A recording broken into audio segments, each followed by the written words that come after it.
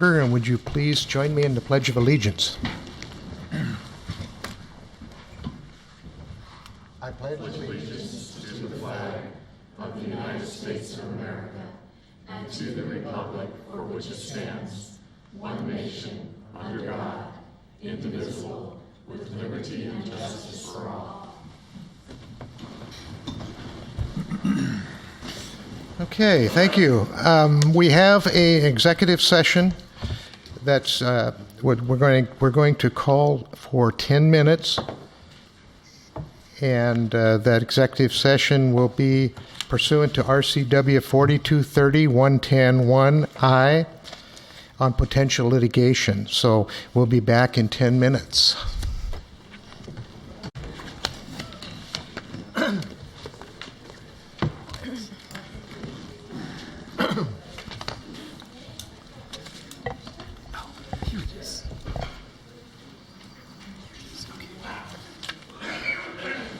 You okay? All right. Thank you for your patience.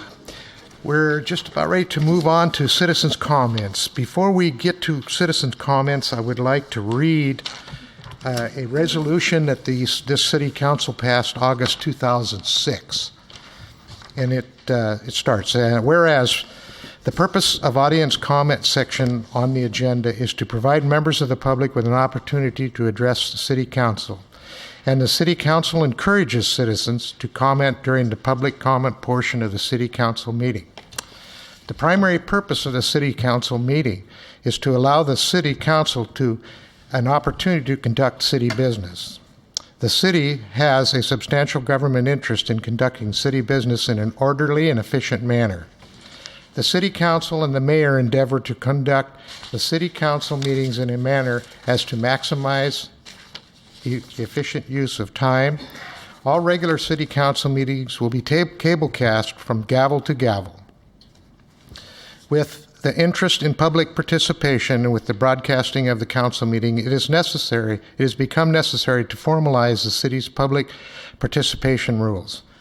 Now, therefore, the Council of the City of Port Orchard hereby resolves as follows. The rules for public participation in council meetings when the mayor calls for audience comments as described and attached hereto as Exhibit A is hereby adopted. Now let me read Exhibit A. The audience comment portion of the meeting will be limited to 30 minutes. Each speaker may address the council once for up to 3 minutes. During the audience comment portion of the meeting, once the 3 minutes have expired, the speaker will be required to leave the podium. If there appears to be a need for additional time to receive input on a particular issue, the item may be moved by the council to a council committee meeting or a work study. Or if time allows, the issue may be addressed at a current meeting or moved to the next available council meeting. If more than 3 minutes are needed to address comments or concerns of the speaker is encouraged to submit his or her comments in writing at any time. Once a motion is pending, debate is limited to council members and no further public comment will be taken unless a council member requests clarification from a previous comment. Thank you. Just another comment of my own. Please, let's not allow ourselves to become disrespectful to each other. The last meeting seemed to get away from us a little bit, or from me especially. I would ask that you refrain from singing and dancing and other theatrics, please. This is a serious meeting, and we're going to conduct it as such. The other thing is I'd like to inform you that keep it non-personal. Staff is here at my request to help us understand the different situations. They're not here to be put on trial in any way, so please keep that in mind. So, based on those, I will go ahead and open citizen comment period up. And I do have some sign-ups here. I just need to find them. Here we are. And Miss Evelyn Hetrick has the first signature here, or sign it. Mayor Mathis and members of the City Council, I am here to represent Peninsula Community Health Services. As you may know, they have 4 medical clinics and 2 dental clinics here in the county.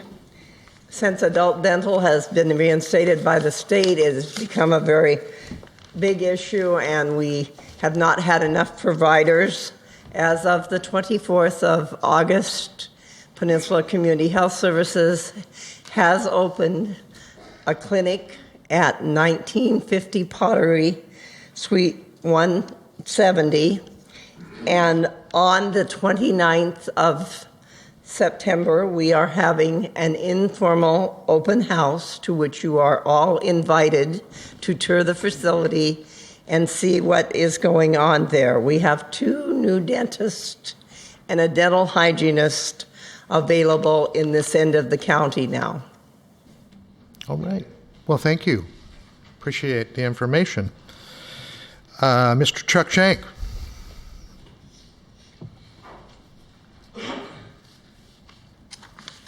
Hello.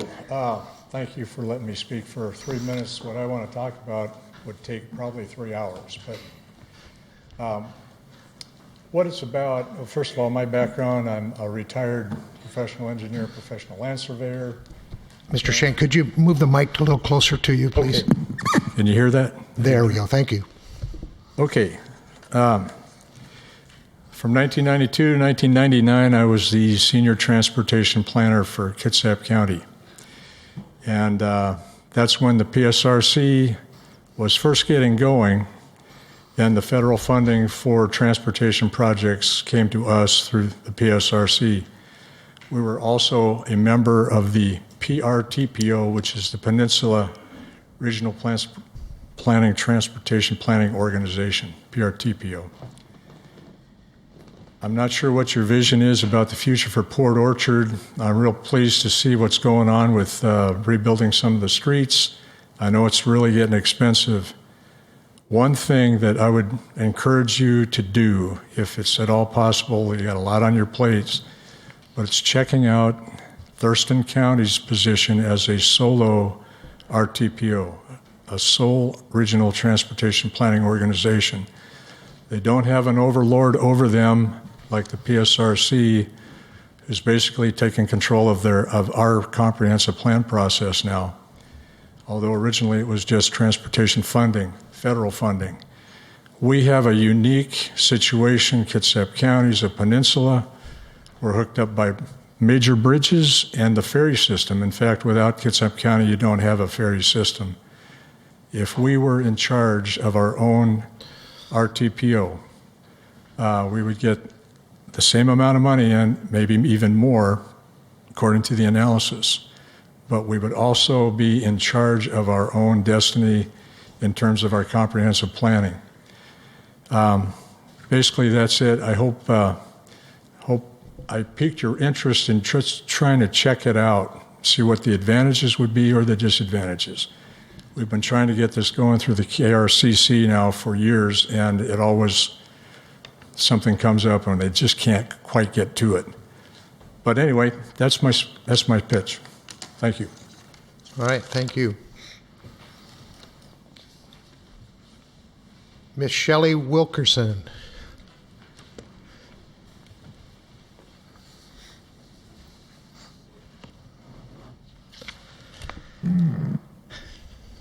Hi, Shelley Wilkerson, business owner, downtown Bay Street. Hey.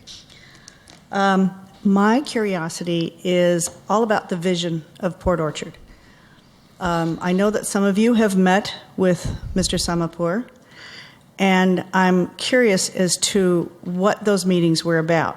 If our vision is for our small businesses to achieve success and we make ourselves a destination, then that's one thing. But if we want to bring in big business, big money, and basically take our chances with 3-story condos and things like that, then that's quite another.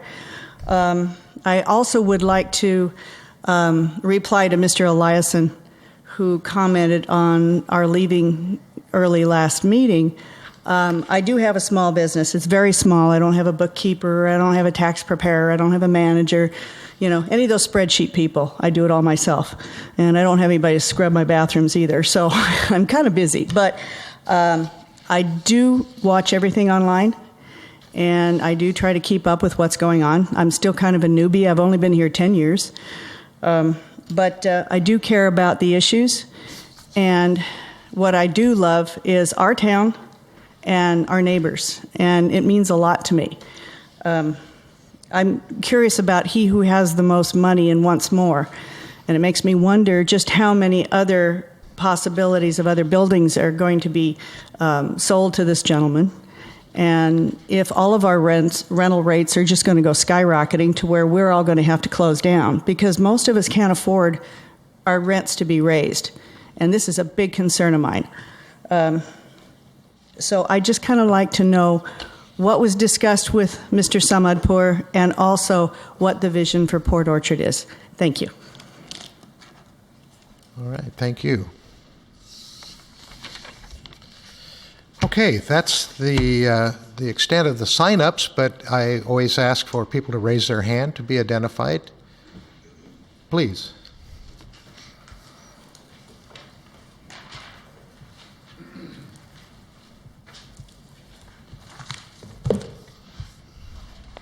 Mr. Mayor, City Council, and audience, my name is Clancy Donlin. I'm the co-chair of Hogfest. I'm also a candidate for City Council.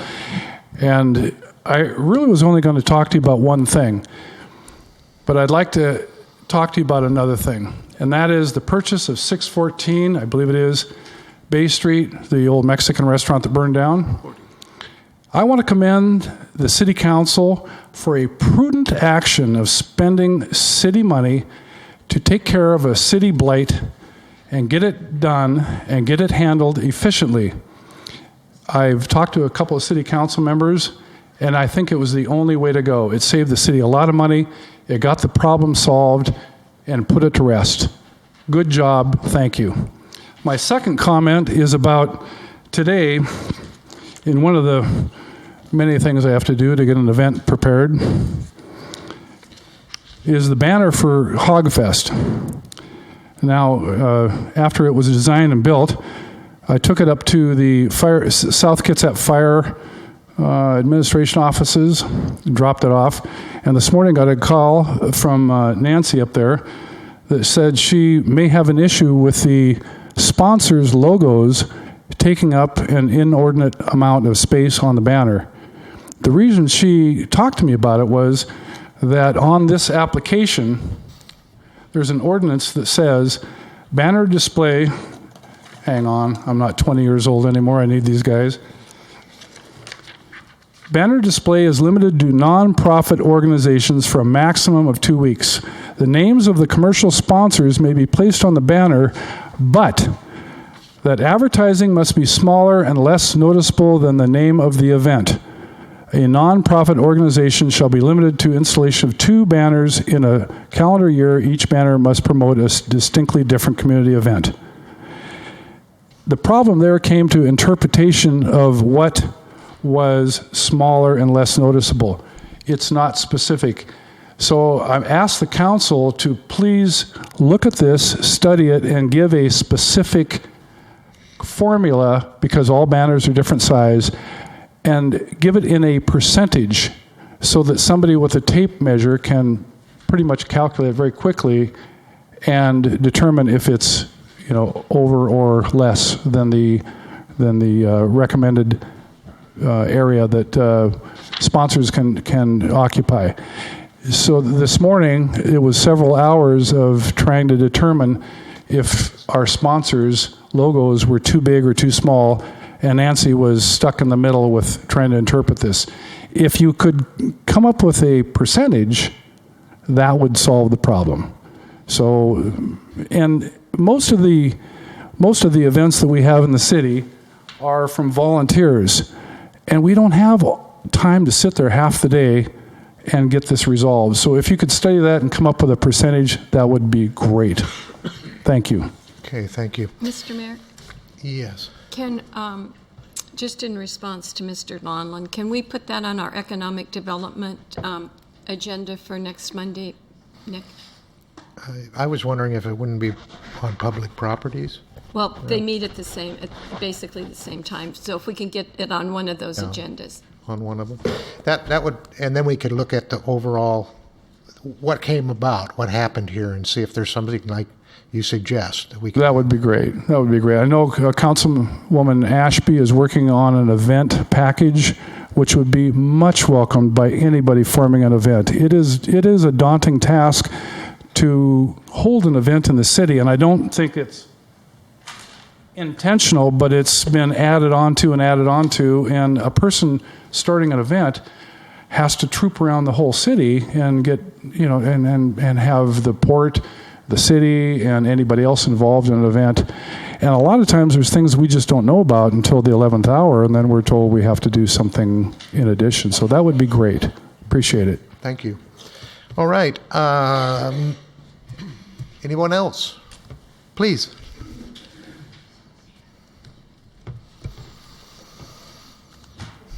Hi. Thank you all for taking your time to just listen to this. My name is Ashley Probst. I'm a new member of the Port Orchard community. I've been here since January. And I'm also a graduate student studying cultural sustainability at Goucher College. As a part of my final thesis, which is exploring how individuals describe and map places of meaning and memory in their community, I am interested in how members of Port Orchard describe their experiences and memories. So in reading from a little bit of my proposal, part of my idea is we move through space and take with us experience. Our experiences generate meaning and memories traveling with us through time. The way we think of space transform our understandings of the world. In turn, these understandings of space affect how we practice our sense of space in local development, politics, history, and planning.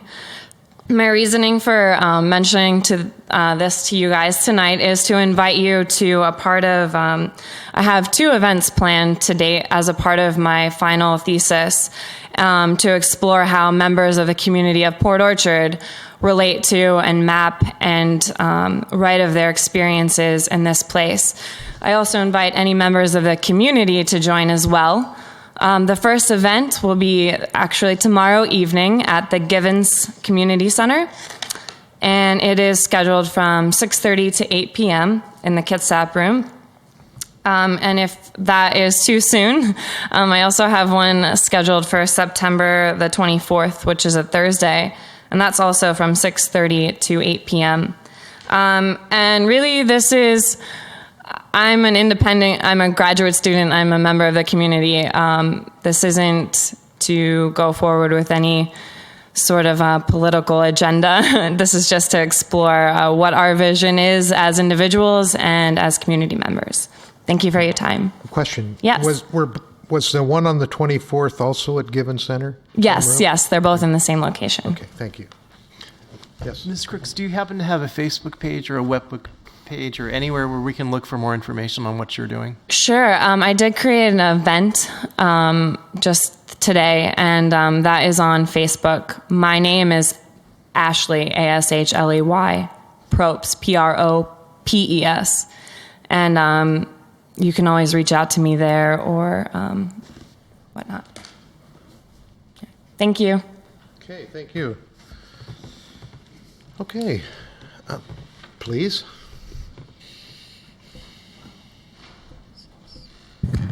I had forgotten, but just reminded about it. At the previous council meeting, you were talking about 614 Bay Street, and a comment from the podium was that you didn't care if you made a profit, you just wanted to get rid of the piece of property.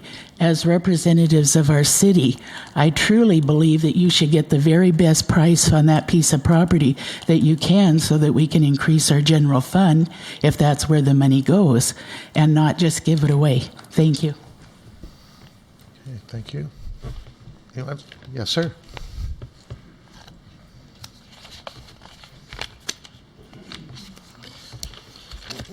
When last at the last council meeting, Brian Petro, when I sang "The Bluest Skies You Ever Seen Are in Port Orchard." I was promoting serious city business, and that was the 125th festival. And if that insulted anyone, I humbly apologize. But singing is an expression of speech here in America, and I will practice it. Thank you. Okay.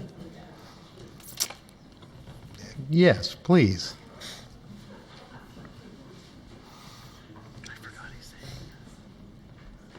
Good evening. My name is Alyssa Whittleton, and I've been percolating about what we discussed last meeting that we were together, and the ordinance that my husband provided regarding Denver and their derelict buildings code and ordinance. And then I heard what the mayor said about, public comment extending over extended period of times and possibly going to a meeting instead. What I'm wondering is it possible to bring the public together with the council and have a meeting and explore the possibilities of implementing a derelict building ordinance? I think this could possibly be a solution to our situation downtown, and if we could explore this, maybe we could come up with some even different ideas. So I'm just putting that forth. Thank you. Okay, thank you. Mr. Mayor, Yes. I would like to mention that on the economic development agenda for next Monday, there will be a discussion on the Myries building. I would also like to mention that we could have more of a discussion at a town hall meeting that's scheduled for next month. I believe it's the 16th.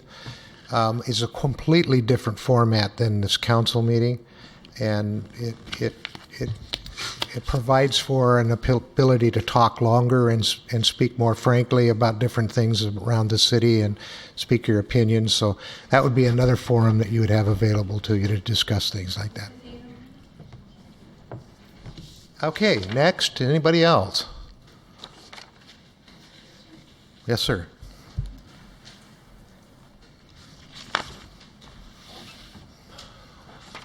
Ladies and gentlemen, my name is Nars Martinez. I came to my first council meeting last week, and I would like to apologize. I had a little bit of quite a bit of passion inside of me discussing things that I have seen in the limited time that I've been downtown. I know you probably sit there and get bashed and get stoned constantly on different issues. And I'm not here to do that to you. We are a town, we are a community, and I say we, you and everybody else. We need to come together and come up with solutions. And you have a lot on your plates. I couldn't even imagine doing what you do. But we would like to be informed. I have yet to be informed of anything going on. I don't read the newspaper a lot. I'll have to, maybe there is more in there than maybe I shouldn't be talking about. But I invite you, all of you, to please come downtown and talk to our people, downtown businesses. And we all have different ideas, and maybe we can share these ideas with you, and then you all can come up with an idea of solutions for most of the issues that people have a problem with. My wife and I have a little old-time photo studio downtown. And I'll be looking forward to seeing you come in and speak with us. And we have some thoughts.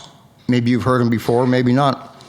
And I'm not saying that my thoughts have to be an ordinance, but at least I can put that bug in your head. So I look forward to seeing you all there. And one last comment again is I really have a problem with Myries.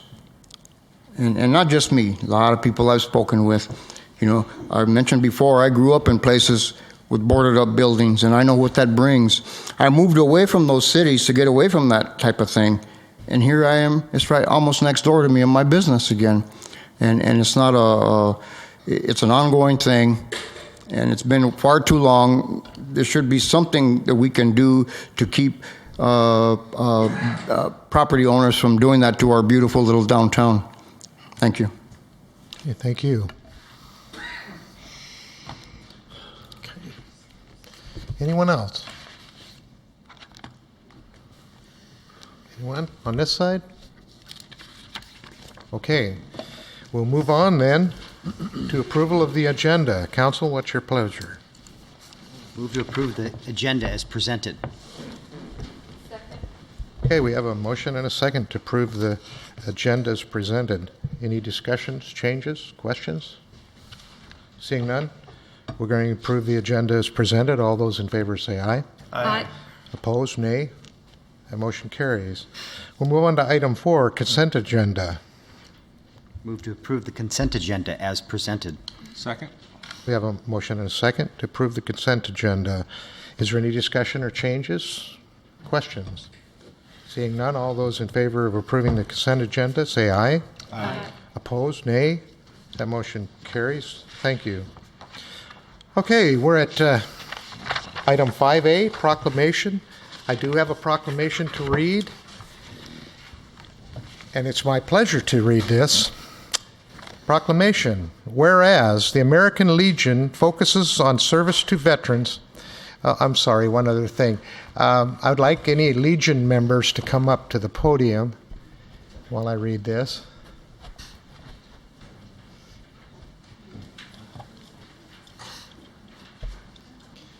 And I apologize, but okay. Proclamation. Whereas American Legion focuses on service to veterans, service members, and communities under the 4 pillars of strong national security, Veterans Affairs, Americanism, and youth programs, and the American Legion is a 76-year-old veterans service organization, the largest in the nation, that works to aid wounded warriors and military families. And the Legionnaires have a strong legacy of community volunteerism. And the American Legion currently has about 2.4 million members in 14,000 posts worldwide. And among the American Legion's greatest legislative achievements was the enactment of the GI Bill of Rights. And whereas the initial draft of the GI Bill of Rights was written by Legionnaires at the Mayflower Hotel in Washington, D.C., and whereas Congress presented the American Legion its federal charter on September 16, 1919, the American Legion remains today an active and vigorous advocate for the service members, veterans, and their families, not only on Capitol Hill, but right here in our city. Now, therefore, I, Timothy C. Mathis, Mayor of City of Port Orchard, do hereby proclaim September 16, 2015, as American Legion Day in the City of Port Orchard, and I call upon all employees and citizens of the City of Port Orchard to observe this day with the appropriate recognition thereof. Signed the 8th day of September 2015. So thank you. Thank you, Mr. Mayor.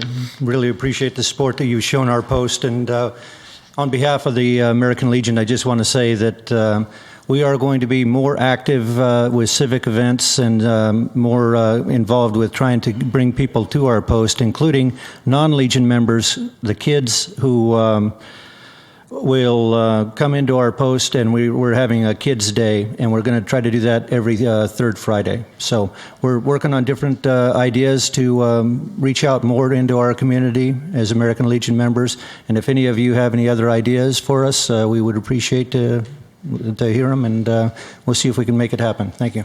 All right, thank you. Please take this back to the post for us all. Thank you. Hold on a second.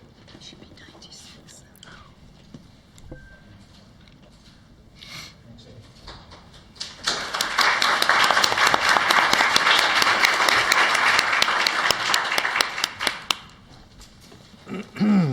Okay.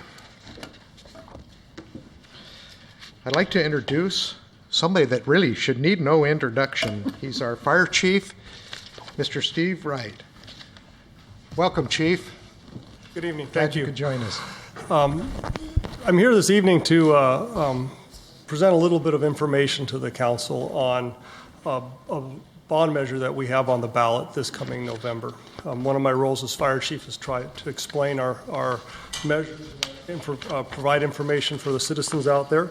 And so I'd like to start by a little bit of a review for the members of the audience who may not understand how our fire district works. But the fire district, South Kitsap Fire and Rescue, covers the city of Port Orchard, but also the remaining area of South Kitsap. So we have the bottom third of Kitsap County, 117 square miles. My workforce is a combination fire department, which means I have about 75 volunteer members and about 75 career staff interspersed among the 12 stations that we staff in our community.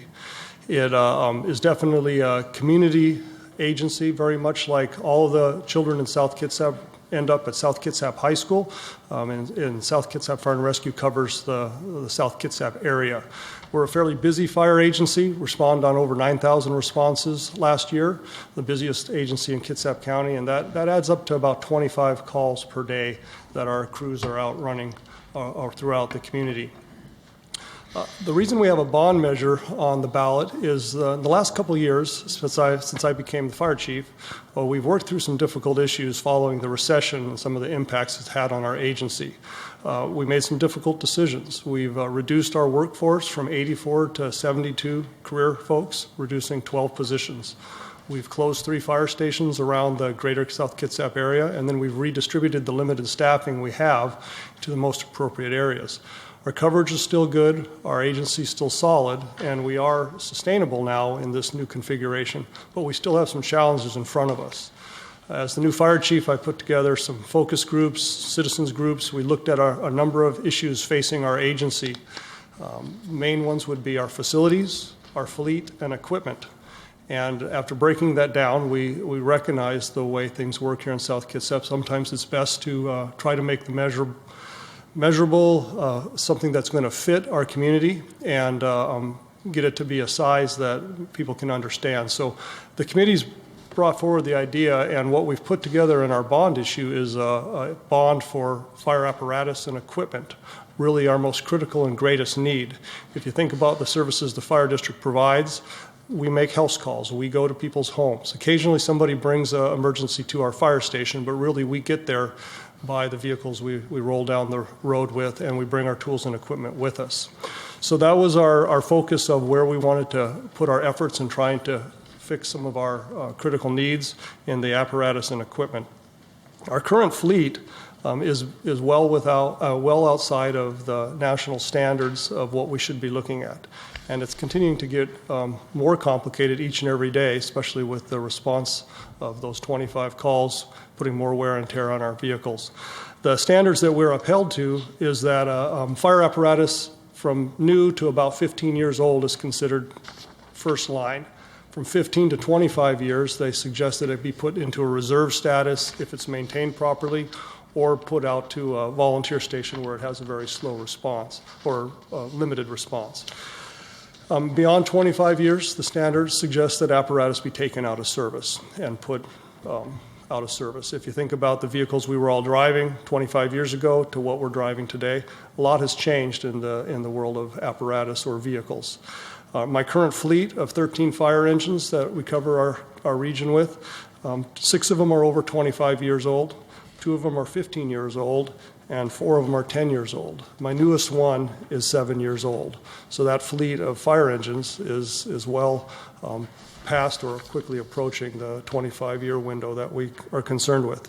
In a community like South Kitsap, much of our water supply that we bring to fires is through our water tenders, our water trucks that we bring out to the non-hydrated areas. My fleet of 7 water tenders, 6 of them are over 25 years old, the oldest being 38 years old. And then we have other smaller pieces of equipment, medic units and such, brush trucks that are also in this state. So looking at this with the citizens group, we determined that this is our most critical need. We tried to put together a measure that the citizens can understand and hopefully find a reason to support. And so with that, the measure is for a 5-year term. It's a 5-year bond, and it totally will generate $4.9 million. The $4.9 million will allow me to upgrade and replace much of our equipment and tools that we use in delivering our service. The millage on that, how much it's going to cost the average homeowner, is always one of the questions that we are concerned with. And this issue for 5 years is based around 15 cents per thousand. So a homeowner of a $200,000 home would be looking at $30 a year for the 5 years. A $300,000 home would be a $45 a year question for 5 years. So we tried to frame it into a measurable, definable amount and present that to the public to consider. South Kitsap Fire and Rescue is not on this condition alone.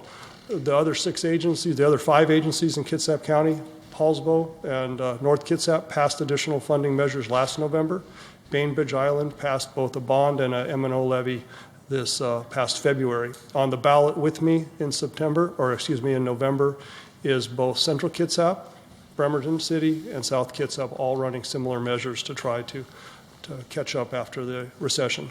So that's the information I wanted to share. We have some handouts that we'll leave for the council, and I'd be happy to take any questions. Well, Chief, this isn't a question, it's a thank you for this weekend, this past weekend. You had your men down here and several pieces of apparatus for our 125th. And I'm always proud when the big truck comes down, and your guys are always so kind to let children really get on the trucks and look around. But anyway, once again, you did a great job, and I thank you for participating with the 125th celebration. It's always our pleasure. We really enjoy that part of our work. Okay, well, any other questions for the chief? Mr. Mayor? Yes, Mr. Clausen. I was just doing a quick calculation. Did I understand you correctly? You're talking $30 per year on a $200,000 house? Yes. Mm-hmm. That's $2.50 a month? Yes. Yes. Like I said, I'm sure the council recognizes the challenges of putting tax issues forward to the community. Our agency is funded by EMS and a fire tax, which has to be renewed every so often. And this bond topic is one of the other methods that's available to us to address serious capital issues like we have right now. But we tried to put it together to really pencil out to where the average homeowner can look at it and say, what am I getting for this, and what are the impacts? I'm a homeowner here in Olalla, and I certainly understand how that works out. So yeah, it literally is a few dollars a month for the average homeowner. People generally spend more on that per day for parking. Thank you. Chief? Yes. Question. Yes. Mr. Chief, Childs. you mentioned about 7 of your apparatus are out of date, and maybe several of the tankers as well. Yes. Are you pursuing only new apparatus? Have you thought about newer apparatus Well, there are order always to maximize your dollars? There is always different ways of looking at the fleet, and some of it is about having vehicles that people are all familiar with. Our operators jump, from different stations to station. But there is some market for used vehicles in some of the more specific areas, maybe like the brush trucks, where we've built those ourselves in the past. But the major fleet of the fire engines, what we need to replace is it's not something where I want to start piecing individual apparatus, and you also need to always be concerned with what you're buying used. The vehicles we've run the life out of them very well. 25 plus years. The last ones I've taken out of service, we tried to sell on the open market, and there was no market for them at all. In the end, they went to the scrapyard for their weight in metal. And so we are able to run very well the life out of a vehicle, and purchasing new ones where we can start with the manufacturer and design what we need, carry that through. I have no doubt if we're able to be successful at this measure, those vehicles would be in this community for the next 20, 25 years. I was thinking mostly the tankers and things like that, where you can pick Well- up a 5 or 10-year-old tanker, which is a tremendous difference between a 38-year-old tanker. Yes. but, I mean, you know best. I was just wondering. Well, we have a handful of them that we have picked up that way, and it is sort of why our fleet at times seems a little hodgepodge. Some of those homemade ones or repurposed ones have been some of our issues, but the fire service today, with where they're at with the tender design, they're very comprehensive vehicle that is designed specifically for water. Well, I would agree with John. It's a very worthy bond issue, and I hope the public will support it. I know I will. Well, I appreciate your time. Thank you. If you have a Chief, question, yes. one thing else. Just want to remind everyone that you service all of South Kitsap. There's what, 95 or 90? 72,000 citizens. 72,000, okay. In the South Kitsap And that community. includes our 13,000? Yes, of course. Yes, the city of Port Orchard's right in the middle. Well, of I that. know from personal experience that you have really good response times in Port Orchard, because you came and helped me one time with my dad. So I appreciate it. Thank you. Okay, thank you very much.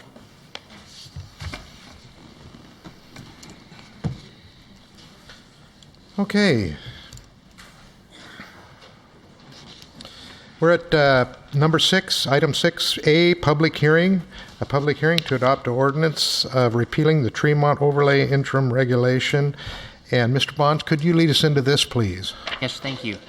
On February 24th, the City Council passed an interim ordinance amending the Tremont Street Corridor Overlay District regulations. The Planning Commission reviewed the existing and interim regulations over the following months and worked to develop revised Tremont Street Overlay District regulations. At a public hearing in July, the Planning Commission ultimately voted to recommend repeal of the Tremont Overlay District regulations rather than recommending approval of the revision that they had worked to draft. This recommendation was brought to the City Council, and ultimately the City Council requested to conduct its own public hearing on the revision developed by the Planning Commission and to consider approving that ordinance amending the Tremont Street Corridor Overlay District regulations. A public hearing on the proposed ordinance to amend the regulations was scheduled for tonight and was advertised to the public. A SEPA determination of non-significance was issued on the proposed ordinance on August 19, 2015. Upon completion of a public hearing, the City Council may choose to vote to approve the attached ordinance amending the Tremont Street Overlay District regulations. Staff recommends that the City Council approve the ordinance amending the Tremont Street Overlay District regulations. Okay, thank you, Mr. Bond. I will hereby open the public hearing, and no one has signed up for the public hearing for testimony. I will once again ask you to raise your hand if you have a comment just regarding hearing 6A here. Is anybody out there going once?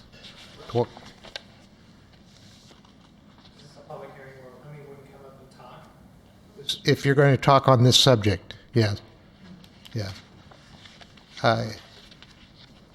The subject is repealing the Tremont Overlay Interim Regulation, amending POMC 1620-600 through 633. So last chance to make public comment. Okay. I hereby close the public hearing. Council, do you have a comment, a proposal? Yes. I move to approve the Tremont Street Corridor Overlay District ordinance as presented. Second. Okay, we have a motion and a second. Discussion or comments? I actually do have a comment. A little bit into the semantics of how we've been talking about this. Are we taking the interim overlay district thing that's been going on since you guys worked on it and adopting it? Correct. Okay. So we're not actually repealing it. Well, you're repealing the interim regulations and amending the original regulations. So Amending? you're amending the code. Correct. But we did not get a redlined version. So I believe in the council's mind, the ordinance that came forward to us is similar to the interim regulation that we voted on in February. Yes, correct. Correct. So is this the interim It's the regulations that the Planning Commission put forth and then finally said, no, let's just get rid of the whole thing? Or Yes, is this, the Planning Commission took the interim regulations and massaged them to make them a little bit better, And then ultimately, when they had the public hearing on it, they decided, you know, even though this is a good set of regulations, we really think it would be better not to adopt any regulations and to get rid of the old ones altogether. And so that was the discussion that we had at the work study in August, and when we adopted the comp plan agenda in July. So is this their, This was what they developed. we don't have a red line edition, this is just, No, there were too many iterations of this to track all of the changes. You would have had to go back and recreate a red line version from scratch. and if we don't approve this, what do we have? We have just what we had before? Correct, and we discussed the problems with what was already in the code, and so we would need to take steps to address either repealing that or, I don't know, putting a moratorium in place on development within that district because of the problems that existed. Well, I would say it's a big problem for me to vote for regulations where I don't even know what the changes are. And that's the problem we've mentioned several times, that when you don't put a red line edition out, even though you said it's difficult, imagine how difficult it is for us to then approve something when it's not even clear what we're approving. I mean, I know we have the words, but I don't know what the changes are. So I have a problem with that.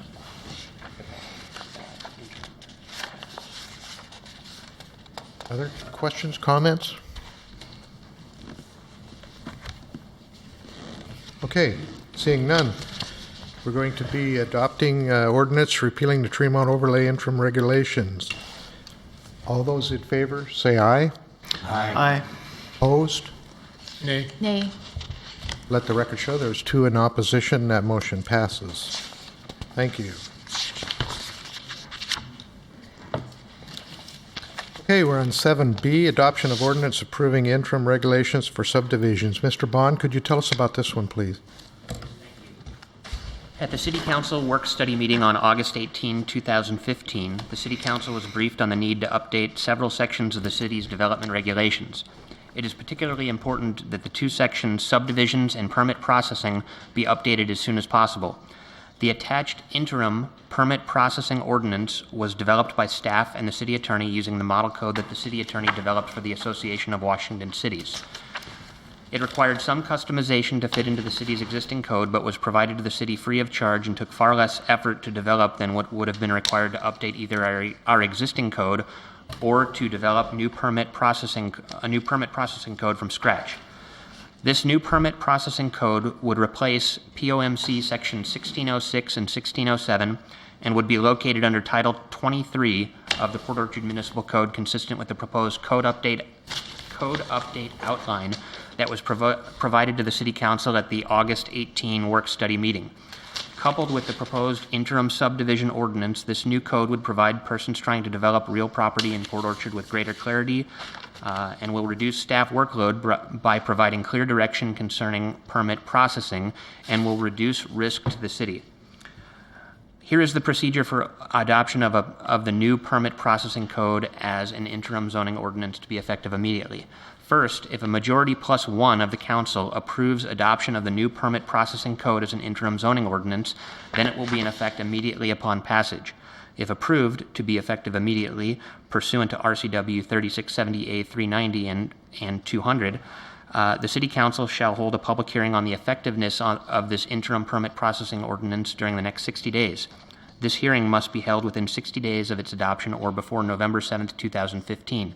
During the next council meeting immediately following the public hearing, the City Council shall adopt findings of fact supporting the maintenance of the interim ordinance during the 6-month period or shall repeal the ordinance. As an alternative, Council could adopt the new permit processing code as an interim zoning ordinance but without the emergency adoption clause.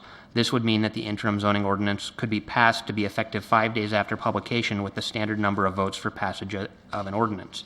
The other procedures described above for the maintenance of an interim zoning ordinance would need to be followed. During this period, the interim zoning ordinance, during the period that the interim zoning ordinance is in place, the city would be processing the new permit processing code in the same manner as the adoption of any other development regulations. This means that it would be sent to the Washington State Department of Commerce, SEPA would be performed on it, and the Planning Commission would hold a public hearing on it. The Commission will prepare recommendations to the City Council, and the Council will then take action on the new permit processing code. The city staff and city attorney recommend approval of the interim permit processing regulations either as an emergency measure or to be effective 5 days after publication. Do you have a... I actually have a question before we start deliberations. Okay. And that is, I had a question earlier today that I sent to Mr. Bond, and I want him to explain. My question was that this is an interim zoning ordinance, and I was confused why permit processing was a zoning ordinance. And he had an explanation, and I would like him to share that with everyone. We'll explain that in just a second. I also wanted to point out that you also emailed me about a typo on page 22. We meant to put the word instead we inserted the word test. So there was an S instead of an X, and so that will be fixed at the top of page 22. As for the question concerning why this is a zoning regulation, the attorney provided a response, and I'm going to let her respond to this one. The procedure for adoption of an interim zoning ordinance or moratorium is also, well, let me tell you, it's in RCW 3670A390, and this is the procedure for adoption of an interim zoning ordinance, moratorium, interim zoning map, or interim official control. And I can see why you might think that permit processing is not a zoning ordinance, but it is an official control in the sense that it does implement the subdivision ordinance and all of your other zoning ordinances. I'd also like to point out that the procedure that we're using tonight with regard to adoption of an interim zoning or official control ordinance, whereby you review it and then adopt it tonight, 60 days from now, you would have a hearing and decide if you want to keep it into effect, is really going above and beyond what you really need to adopt this procedure because this ordinance is not a development regulation as defined in the Growth Management Act, and it doesn't have to go through the regular procedure for adoption of development regulations. I chose to put it in this procedure and advise Nick that this is what we should use because, excuse me, I thought that this would provide more public participation and also it would follow the same procedure as the subdivision code and be less confusing to everyone. The permit processing procedure could actually be adopted as a regular ordinance in one evening without a public hearing. Okay. We don't have a motion. Yes, Mr. Chang? I move to approve the interim subdivision ordinance as presented. Excuse me. I think I'm it's sorry, what? confusing because the mayor announced that this was the interim subdivision ordinance, and then Nick read the staff report for the interim permit processing. And so maybe we should stick with the permit processing Am I on the ordinance. wrong one? Yeah. Well, which one are we on? I'm sorry, I'm on the wrong one. I move to approve the interim permit processing ordinance as presented to be effective immediately. Okay, we have a motion, I'll second. and we have a second. So now we can open the floor for discussion, comments, and questions. Yes, sir, Mr. Cartwright. I had a quick question. Since we didn't hear any comments earlier in the meeting on this topic, were stakeholders given a copy of this beforehand? And if so, did you receive any comments back? Yes, stakeholders were provided with this information. It was sent to the home builders, to the realtors, and to CAPO. And we did get an email back from the realtors. Mr. Eliason wrote an email, and I don't believe I received any other written comment on it from any of the organizations. What's it say? Thank you. What did it say?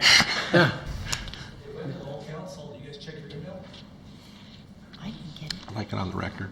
Yeah, it got to me, but I saw that everyone's name was on it, so I assumed that you received it. But would you like to elaborate on? Please, if Elias and Kitsap Realtors, as you know, at your last meeting, you recessed into executive session. We don't know what you discussed, but we can assume because at the prior work study, there was discussion about your options, including possibly a moratorium. So we assumed because you didn't take any action after that you decided not to take that route. My letter just specified that in appreciation of the council not going that direction and in consideration of the city attorney's concerns regarding deficiencies in the code, that if we were to be supplied with these documents in advance, we were not going to give them to our members at large if we were to identify any deficiencies, because we certainly would not want any of our members to take advantage of the situation and have a flood of applicants that was described. Thank you. okay, other comments, other questions?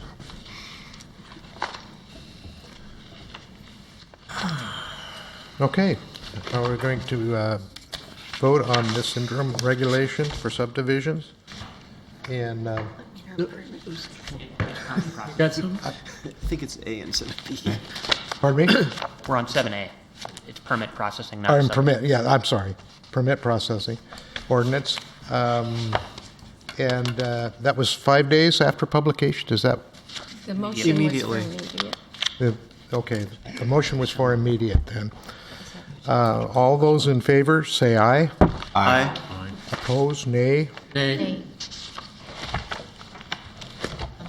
The record show that. Should we see if could everybody in favor raise their right hand, please? Okay. Opposed, your right hand. All right. That's what we thought, but okay. That motion carries.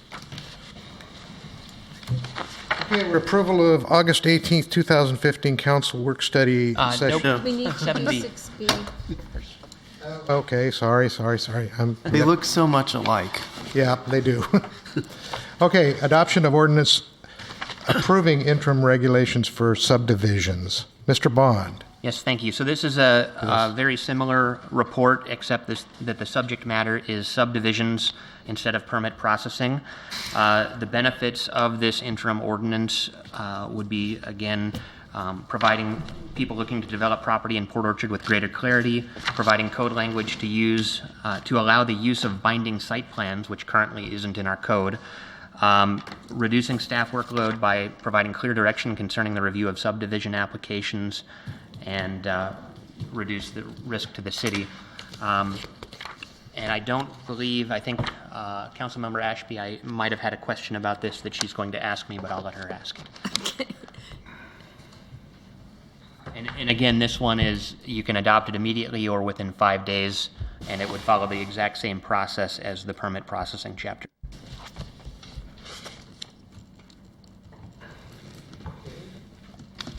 Folks? I move to approve the interim subdivision ordinance as presented to be effective immediately. Second. Thank you. We have a motion and a second. Open the floor for discussion or comments. Yes. Which Nick is prepared for. Under section 26.25.040, and I will get there. Can you give me a page number? Page 34. I'm looking for it. 34. 34. Under performance bond, it says the city in its sole discretion may waive the requirement. Under B, it says the city may consider a number of factors. My real concern was on one, the city in its sole discretion. I didn't know who the city was. So I went back to the definitions, and it said city is the city of Port Orchard. But other places in this code, it specifies it's going to be a council action or it's going to be an action made by the director. So I thought, just personally, I thought if I wasn't sure, if it was unclear to me, it may be unclear to other people. And so I asked Nick for an explanation. And I responded that under state law, excuse me, state law provides that the city legislative body should make a decision on whether or not a bond is provided by the developer in lieu of actual construction of the improvements. And what normally happens with regards to plats is that the final plat final plat application is submitted, and then the staff will provide a recommendation to the city council on whether or not it meets the preliminary plat conditions, as well as whether or not bonds should be allowed in lieu of construction. So the Public Works Director would make a recommendation to the City Council, and the City Council would make the final decision as to whether or not the final plat should be approved and whether bonds should be allowed in lieu of construction. If you would like to change the language so that it says here the City Council, there's no problem with that, but again, this was a model code drafted for any city, and that's why it says the city instead of the City Council. When I read it, I just wondered who in the city, that was just, so it's up to the council if they need more clarification. I was unclear when I read it. I think it's vague. And I would hate 5 years from now that all of a sudden the development director or the public works director is making these determinations on their own because it says city. I agree. I think it needs to be clear. So Yeah, I would move to amend to make the modification to say city council. Second that motion. Can I just make one suggestion, though? This does include short plats, and the City Council makes no decision on short plats. So what we should do is say the City Council makes a decision on bonds with regard to final plats, long plats, and the planning director would make the decision with regard to short plats. And binding. And binding site plans. What do you think? Fine with that. Okay. Did everybody understand and agree with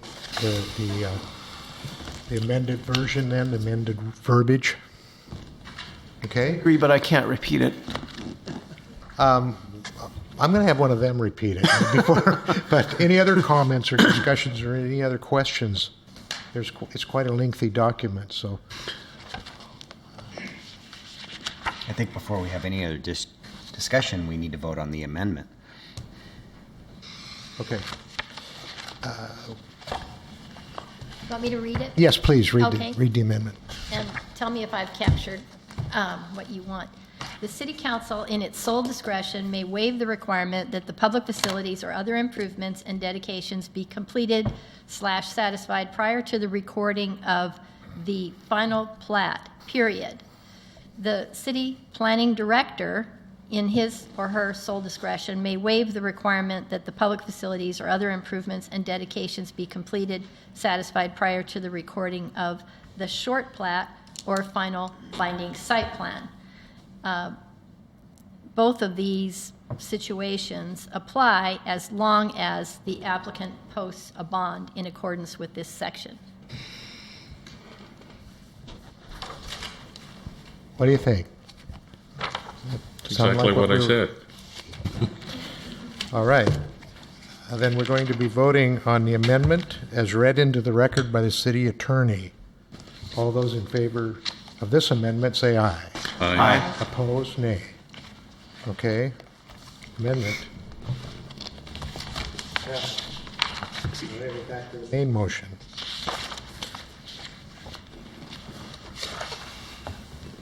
Any other discussion? All right, then we're going to be adopting approval of interim regulation for subdivisions as amended. All those in favor say aye. Aye. Opposed, nay. Nay. Show that two in opposition. Motion carries. Mayor, may I make an announcement concerning this? Yes. We will be having a public hearing on these ordinances at the Planning Commission later this month, and so anybody in the audience who's interested in providing testimony to the Planning Commission as they start looking at this for permanent adoption should plan on attending that meeting. And the date? I am pulling up my calendar as fast as it will pull up. The 21st of September at 7 p.m. in this room. September 21st, 7 p.m. in this very room. Planning Commission. When would be the final adoption? Then it would come back to the City Council once the Planning Commission has made a recommendation and once we've sent it to Department of Commerce and done our SEPA decision on the ordinance. And a general idea when that would be? Probably late October, early November. Okay. Okay, thank you. Now we're at approval of August 18th council work study minutes. What's your pleasure? Yes, Mr. Patonsu. Move to approve the council work study minutes of August 18th. Second it. Have a motion and a second. Is there any corrections? Additions? Seeing none, we're going to approve the August 18th council work study session minutes as presented. All those in favor say aye. Aye. Opposed, nay? Thank you. That motion carried. Recusal? Yes. One recusal. One recusal. 7D, approval of August 25, 2015 council meeting minutes. Move to approve the August 25th council meeting minutes. Second. Okay, we have a motion and a second. Is there any changes or corrections? Seeing none. All the, Mayor? whoops, yes, sir. Just for the record, I'm going to abstain from voting since I was not in attendance. Okay. Mr. Mayor, I also am abstaining because I was not present. Councilman or Councilwoman Ashby and Councilmember Clausen are abstaining. Is there any other comments? Any other corrections? Okay, seeing none. Approval of the August 25th, 2015 council meetings. Please say aye. Aye. Opposed? Nay? Okay, that motion carries. Okay, we're at 7E, approval of public event application for Oktoberfest. Clerk Reinerson, could you tell us about this one, please? Yes, good evening, Mayor, Council. Dave Taggart with the Swim Deck is requesting use of the city's right-of-way and streets for Sunday, September 20th, 2015 from 2 p.m. to 8 p.m., from 12 p.m. to 8 p.m., and is including the request to close Frederick Avenue for traffic. Oktoberfest is an authentic German celebration. This will utilize Frederick Street, which will allow access to people under 21, making this a family-friendly event. Swim Deck is aware that the Hogfest event is scheduled for the same day and note that the two events will complement each other. This will get more people downtown and make a great end-of-the-summer event. City departments, the fire department, and Kitsap Transit have reviewed the applications, and their comments have been submitted to the council as part of the council packet. There's two motions provided with the street closure and without the street closure, and included on the council's dais is the memorandum from the clerk's department requesting that they notify the businesses adjacent to the event, and then also that the porta potties will need to be placed on the parking stalls and not on the sidewalk, and then businesses must allow unobstructed sidewalks or walkway within a 4 foot 4 foot. All right, Council? Yes, Yes, Ms. I Ashby. move to approve the public event application from Swim Deck, allowing them to hold their event using city streets and right-of-ways, including the closure of Frederick Avenue, and meet all conditions addressed by staff. Second. Okay, we have a motion and a second. Open the floor for discussion or comments. I guess I'll ask. Mr. Cartwright. Do we know if they run this by the Hogfest folks? I'm sorry, sir? Has this been run by the Hogfest folks? Hogfest is directed at the end of the Marina Park. And there's plenty of active parking where we're at here to the offside. I'm only asking because I know Hogfest has been in the works for months, so. I would make a comment to that in that Hogfest is a competition event, and they will be providing samples, but they will not have food available at their event. And so the Hogfest organizers have gone to all the restaurants downtown and have indicated for them to expect more business. So I think by Swim Deck expanding their seating, that would complement the Hogfest activity. Thank you. Okay. Any other discussion, comment? Were Mark Dorsey's concerns regarding the porta potties and the closure ever addressed? Was that taken care of? It's one of the conditions, right? Okay, yeah, so everything, that was fine with him then after this? Yes. Okay. Okay, yes, Only Mr. comment Chang. is that in Germany, it's often a 16-day festival that goes from September to October. So I was wondering, do Mr. you... Councilman, I'm glad that you're aware of that. So many people think it's actually October. For those that don't know, it's actually a celebration of a marriage between Prince Ludwig and Teresa. And Oktoberfest is actually the celebration he provided her leading up to the wedding on the first Saturday of the month. So all we're doing is wanting to celebrate it as the start of Oktoberfest, the way it was originally designed. And our attempt here is we're going to have Oktoberfest either way we go.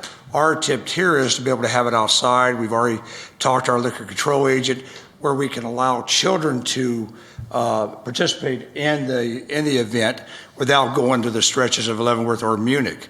The band we have is coming up out of Francis down by Raymond, the Blazer Family Band. They're one of the original Swiss settlers of that area, and they are a very active family-style band. So to keep this separated inside just the pub walls is kind of a disservice. It's something we've never had in Kitsap County to this magnitude, that, as I wouldn't say magnitude, but to this type of event and a celebration in itself. And I want to stress too, it's not a drinking celebration.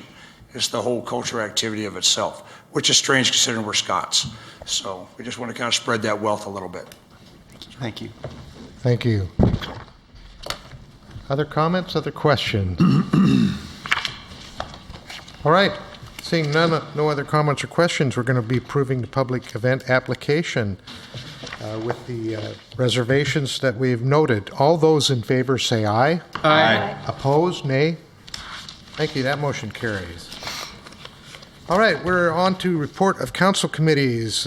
Finance Committee, Mr. Clausen. Just that, unfortunately, I wasn't able to attend the last committee, and I understand Mr. Patanzo has already made a report on that, so thank you. And that we do need to schedule the next, but with Mr. Martin not in attendance, we'll have to do that at a later time. Okay. Public Properties Committee. We have Mr. Cartwright. Okay.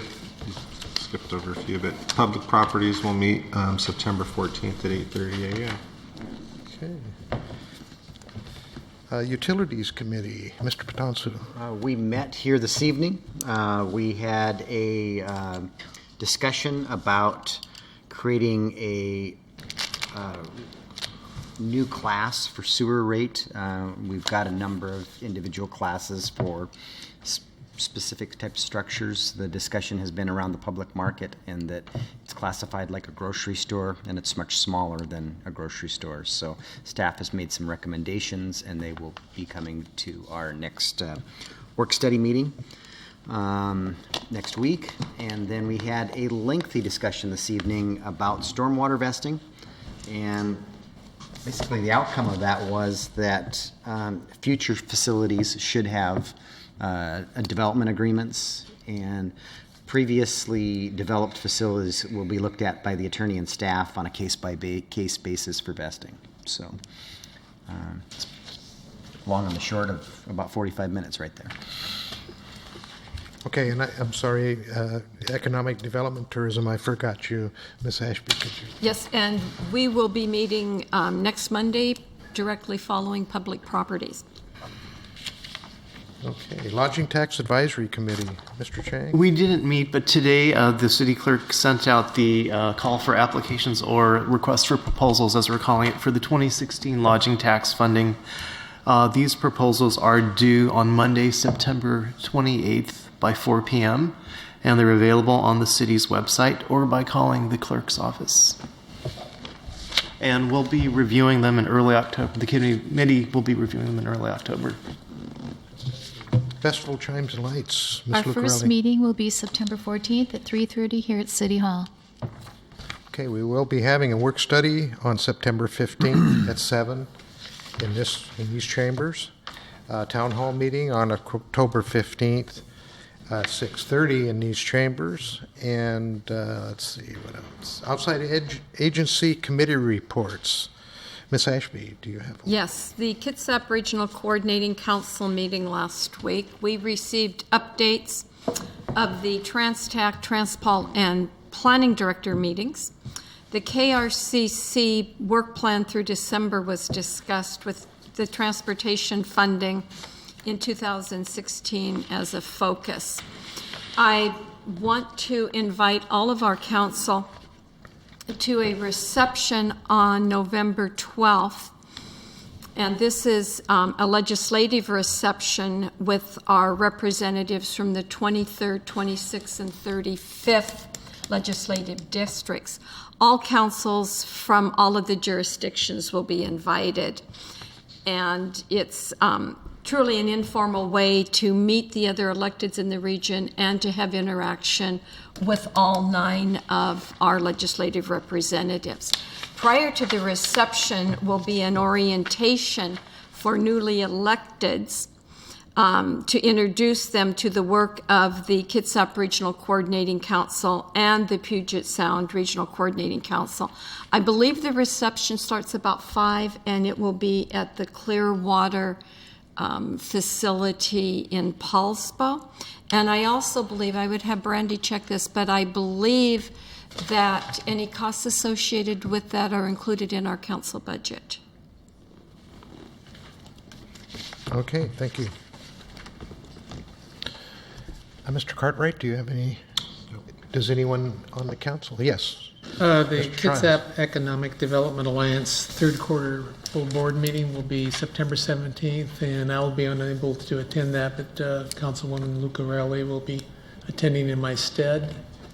And I was going to add, too, that the Kitsap Bank Stadium was dedicated on Friday. Great event. The mayor was there. Everybody on the council, except maybe one of us, was not there.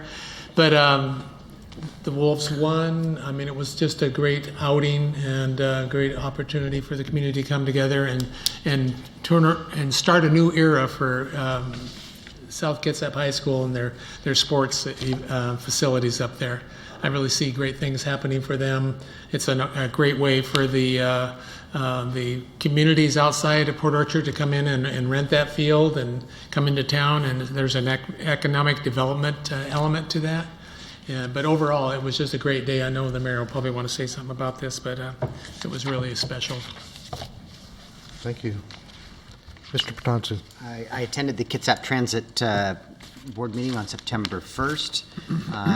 2 notable things there at that meeting. One, there was a public hearing for proposed fare changes to the worker driver program. There were a number of questions and some testimony related to that, and that public hearing was continued to our October meeting. And there was also some discussion about proposed route changes and efficiencies, in particular in East Bremerton, that are in the works. So hope to see those types of studies and analysis coming to our community and other communities too, to make the agency more efficient. And What's that October date? oh boy, you're going to ask me, huh? When's the next board meeting, Mr. Clausen? You see if you can get to it first. Let me look at my calendar. It's October. No, it's not. Actually got pushed to October 20th. 20th, thank you. Yes. October 20th, 8 o'clock at the Norm Dix Center. So, Rob, I got a question.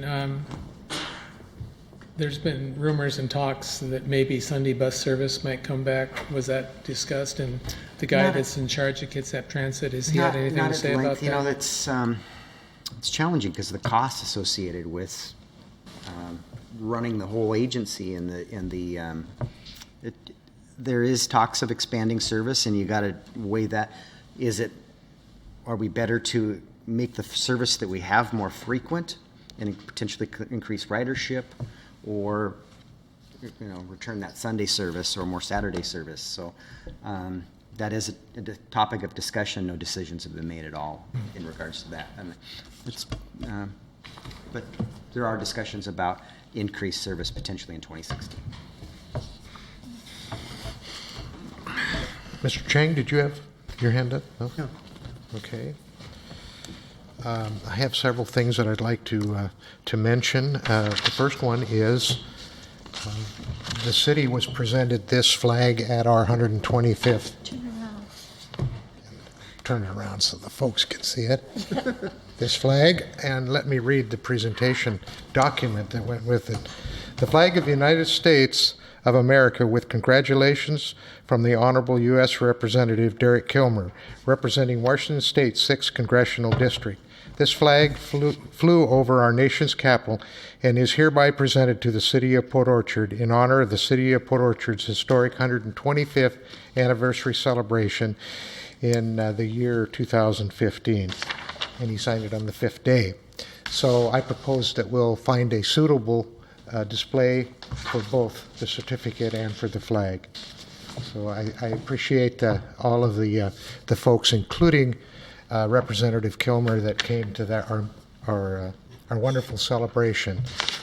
I also received at that same day, that was a surprise, the National Society of Sons of American Revolution provided us with this certificate, and allow me to read that. This is a certificate of commendation is presented to the City of Port Orchard in recognition of exemplary patriotism in the display of the flag of the United States of America.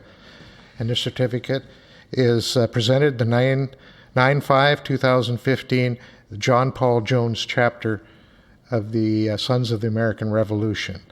So I also believe that that should be on display up here, so I'll find a suitable area and see if Mark Dorsey can help me properly display these. Okay. If you'd like to take a look at them, we'll go some each way. Okay, I have one more piece of good news that I'd like to read. This is to Mayor Mathis. At 82 years of age, I am a 63-year resident of our city, Port Orchard, and have enjoyed the many improvement and efforts of those who work hard to make the improvements happen. I recently called and requested to have blackberry vines cut down next to the road. They were growing over my mailbox and out into the road.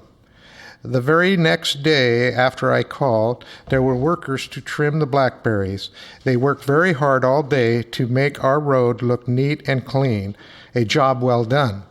My neighbors and I are very proud of our city and applaud all the city workers. They listened and are very courteous and work hard at their job. We think they are we want to thank them, and they are deserve to know the attention and efforts they put forth was appreciated. Thank you all sincerely. Barbara, and I'm going to murder her name, Meiskens, I think. Barbara, are you here by any chance? Barbara? Okay, well, I truly appreciate these kind of letters, and this first opportunity, I'm going to go by and thank her for writing this letter. And anyhow, that's my report.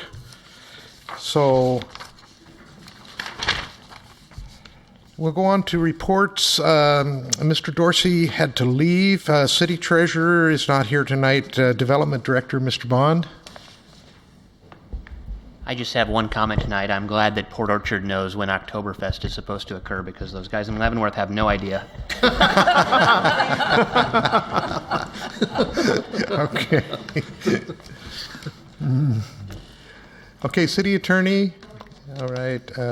Clerk Reinerson. I have a couple things. So one, as Councilmember Chang announced earlier, that the city is accepting lodging tax applications, and I have asked the Economic Development Committee Chair to have that item be placed on the meeting for next week to direct staff as to what applications that they would want the city to submit for lodging tax funds. So if there's any other council persons that wish to have some sort of project brought forward for lodging tax funds, let me know and I will gather an application for that. Otherwise, I'll seek the direction of the Economic Development Tourism Committee for that.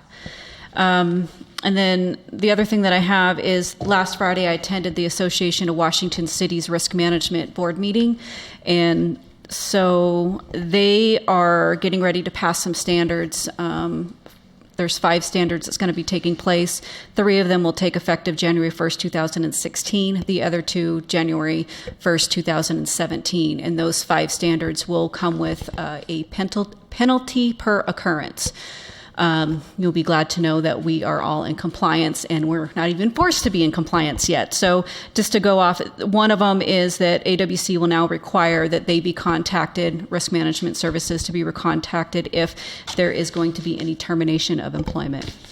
The other one that they're going to require for 2016 is that each employee that drives a city vehicle will be required to take tentative driving lessons, which we're already ahead of that because I believe everybody's taken those courses. The other one is each mayor, if you're a strong mayor form of government, elected official and staff will be required to take 1 training course, and they provided a list of courses that will be required per year. All of those trainings are offered online or at a local office near us. The other one will be the police department will be required to take excessive force training. They're already taking those currently, so we don't have to worry about that. And then the 2 ones that take effective in January 2017 is that the Public Works Department will be required to have a process in place for maintaining our inspections of our utilities. For example, our water, sewer, stormwater, those type of things. The telemetry lines, those type of things. And then the last one, 2017, will be, I think I already said that one, will be the tentative driving. Oh, you're right. Yes, I'm sorry. The last one, I knew I was missing one. And then the other one's going to be required for any moratorium that's passed by the council AWC will have to be notified prior to council enacting a moratorium. So those are some standards that's coming through. I will be sending an email to the directors outlining that as well as to the council. So those are some changes that is coming through our insurer. And other than that, that's all I have. All right, thank you. Just to comment on the inspections on all of our different utilities. I believe Mr. Dorsey is on top of most all of that. In fact, I wouldn't be a bit surprised if AWC didn't use us as an example of how we do that, because as you remember, we always put it in our budget to inspect a lot of our systems, and I think we get them all inspected every 5 years or even every 4 years. So and some of them more frequent. Every time you get a claim for a sewer claim, I mean, it's 6 months, 3 months, 1 month. Yeah, they just had an inspection. So I would be. We'll get back to you and have Mark give you a report if there's anything there that may cause him a problem. But I don't expect it. I really think he's got that under control also. So thank you. Appreciate it. Okay. We're at citizens' comment period again. So if you would raise your hand and come up, please.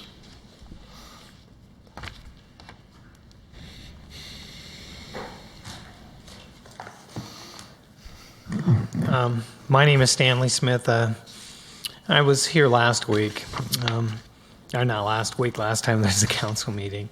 I've lived in Port Orchard now for a number of years, and I'm just a small-time investor, and I love Port Orchard. Yeah, I want to see Port Orchard grow. So I took the risk. You know, I've done in other cities, and took the risk to come in because I love the city and I want to see it grow. And so, like I said last time, I saw a project and it was run down, triplex. And I did my due diligence to go in prior to purchasing the property. And I do that all the time. You know, I'm an investor. I go and do my due diligence to make sure I know what I'm getting involved in. I've done that a lot of times. And I was told many times that this property was what I was intending to do with the property. And that was by the city. I looked at them. They showed me their documentation, their codes.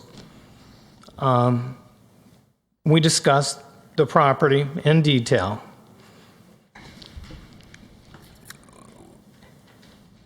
And that was before, and again before I bought the property, I met with the people on site. They again reinforced that it was going to be used as I thought it was, as a triplex. So then I purchased the property. After that, everything kind of fell apart. I have been not treated like I felt a business person should be treated. Since the last meeting, I've had the city come in and once again illegally trespass on my property without me being present. This is a continual thing, it seems like. I'm willing to meet. I'm not hiding anything from the city. I'm willing, and I have met with the members at my property. But it's not right that they come onto my property illegally. And I get numerous calls from the people I have working there, texts, phone calls, everything. They're back on your property. They're trespassing on your property. And then when they come onto my property, I call them up and I ask what's going on. And they say, I think you're in violation of something. So that's what they're saying. They're saying, I think you're in violation for something, so we're going to shut you down. And then I talk to the supervisor, and again, we're shutting you down. Mr. Smith, do you have the rest of your testimony in writing for us that you could submit to us? Yes, I do. But, Mr. Mayor, this is very serious, and I've been shut down from communication. But the reason I'm here talking to everybody is because of the way I'm treated. I've been shut down for even talking to you. That's why I'm here talking to you. I know but this is, like I said, I read at the beginning of the meeting and you were here. I made it perfectly clear what the rules of engagement are here and what they aren't. And so I would ask you to step away from the mic and turn over any written documents, and we'll get them to the council so they can hear the rest of your story. Appreciate it. Thank you. Anyone else? Yes, please.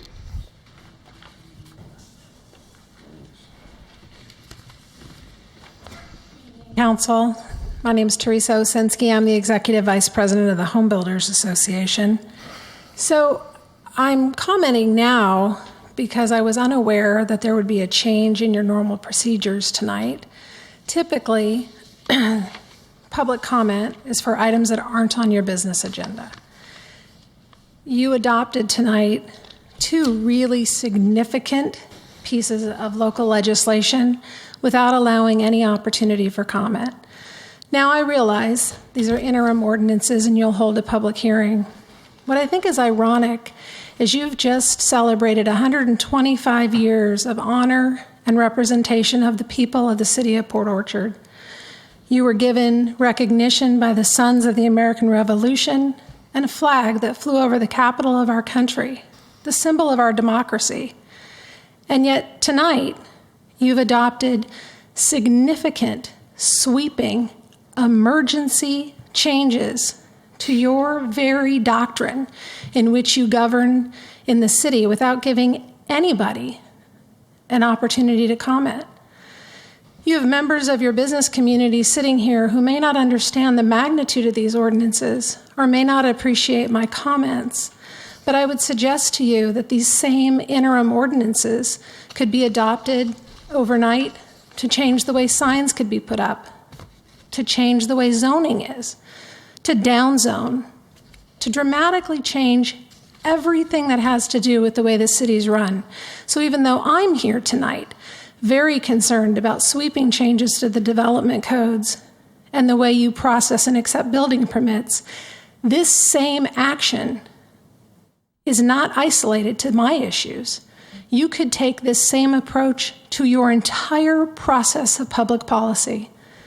That's not an extreme case. That's a legitimate example of what you could misuse your authority to do. And unfortunately, tonight, you have been guided into a direction that I think many of you may have felt you're not the attorney, you're not the expert, you're volunteers that serve your time to serve the citizens. But unfortunately, I think you've really made a mistake here tonight. There are other ways this could have been handled. And as far as the red line issue, if it is too much to do red line, then a matrix could have been provided, providing you a way to map what's in code today, how it's changed in the proposal, and what's new. There are other ways to do this. This did not need to be done this way tonight, and I'm very disappointed to see that it was handled in this manner, and I was not given an opportunity to comment. Thank you. Okay, thank you. Yes, sir.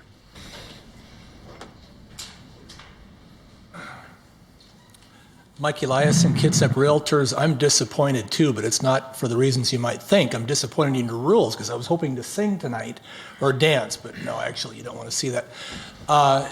I want to compliment the business owners who are here tonight. You called me out earlier. You stayed to the very end of the meeting, and I think that's great. And that was my point at the last meeting, is we need to have an environment of trust and cooperation. And that last meeting was atrocious. It was a very negative, confrontational atmosphere. I hope the council members who didn't attend the meeting listened to it. Some of you were called out, and you weren't even sitting in your chair here. So anyway, the next compliment, besides the business owners, is to the mayor and council, because this meeting was a lot less stress-free. And I appreciate that, because as you can see, I don't have much hair left. Thank you. Thank you. Please.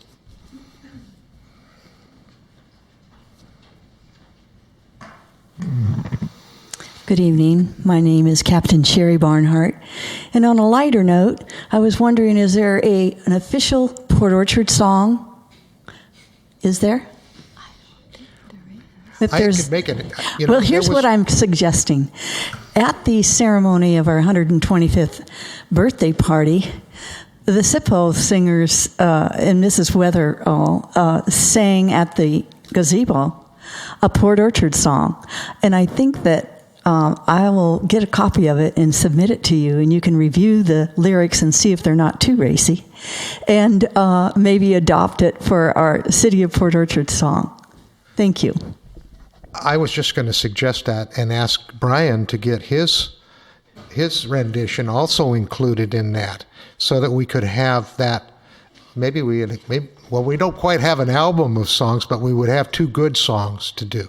So thank you. Yeah, I thank think you, it'd Mayor. be cute to do that. Thank you. Yeah, good advice. So, please. Alyssa Whittleton. I just wanted to publicly acknowledge everyone who participated in the 125th anniversary.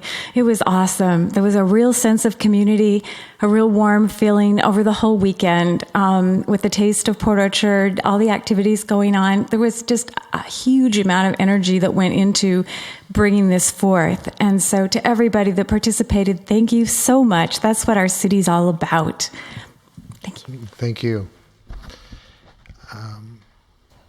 Sharon King was a big part of all of that too, and she seldom cares for the limelight. But when you see her, give her a hug and say it couldn't have happened without all the work that her committee did. So that was really great. Any other comments? Any other? Yes, sir.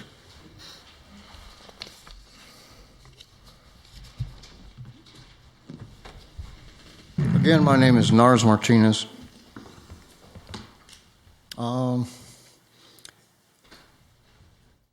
Suggestion. I was sitting there and I could hardly hear comments from some of the committee members. Maybe you could turn the juice up a little bit on the PA system. Because it is important that we hear what's going on. But anyway, that's on a side note. But Attracting tourism to our town is where we get money. Money comes from out of town, we spend it here, and so forth. And not to beat a dead horse, but with boarded up buildings, that's not a good thing. But the reason I came up again was not for that issue, but it was for parking downtown. There's a 2-hour parking. Maybe you've heard this before. It's 2-hour parking. And you get tourists come into town, and they go do a little shopping, hit some of the shops, then they go get something to eat, and come to the car, and they have a ticket on their windshield. And I know me personally, if I had a ticket and I went to go visit someplace, I'm not going back over there again. So maybe just a suggestion that maybe can be looked into to raising up the 2-hour parking downtown. My wife, example, we have a designated parking spot behind Amy's back there is for our shop. And my wife went to park there one day, and it was somebody had parked there. I don't know if somebody was eating inside Amy's or what the deal was, but she couldn't park there, so she had to park in the 2-hour zone. She's in the shop, and I couldn't make it to the shop that day. She couldn't leave the shop to go move her car in 2 hours. She got busy or whatever, and couldn't move. Anyway, she got a ticket. And this happened twice, not just once. And anyway, just a side note there, and hopefully it can be looked into anyway. And we have other issues, and again, I welcome you to come and visit us, and we can get to know you a little bit. Come and talk to us, and we have more on our that we'd like to talk to you about. So look forward to meeting you at downtown. Thank you. Thank you. Okay, anybody else?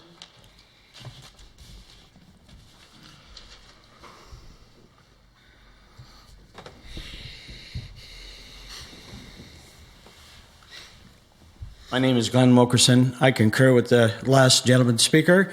I have a business downtown also, and I've had the same thing with customers that have come in and had tickets. They told me, this one lady said, I didn't come back for a year after paying a $25 ticket because 2 hours is not enough time for me to spend downtown, go through all the shops, get a bite to eat, and enjoy myself. She said that it's been a year since I've been back. So you might consider either maybe bumping it up an hour, see how that works, and maybe we'll do better downtown that way. Thank you. Okay, thank you. Okay, any last?